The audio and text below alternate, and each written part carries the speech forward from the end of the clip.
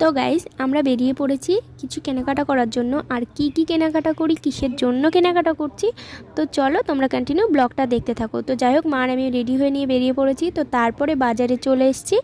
তো এটা ছিল পয়লা বৈশাখের কিছু কেনাকাটা। তো দেখতে পাচ্ছ আমার কেনাকাটা কমপ্লিট হয়ে গেছে।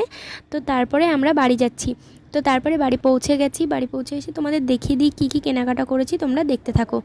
তো প্রথমে কিনেছিলাম আমার ছেলের জন্য, মানে আমার জাত ছেলের জন্য দুটো গেঞ্জি কিনেছি।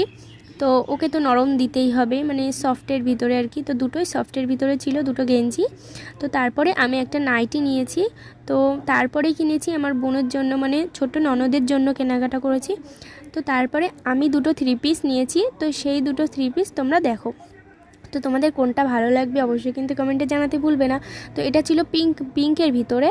তো হচ্ছে এটা প্যান্ট আর একটা ওড়না, যেহেতু থ্রি পিস ছিল ওর জন্য। তো এটা হচ্ছে পার্পল কালারের। তো এটাও খুব সুন্দর, মানে দুটো থ্রি পিসটা এতটা পছন্দ হয়েছে আমার, মানে না, মানে রেখে আসতে পারছিলাম না, বাট নিতেই হয়েছে। তো তোমাদের কোনটা ভালো লেগেছে বলবে।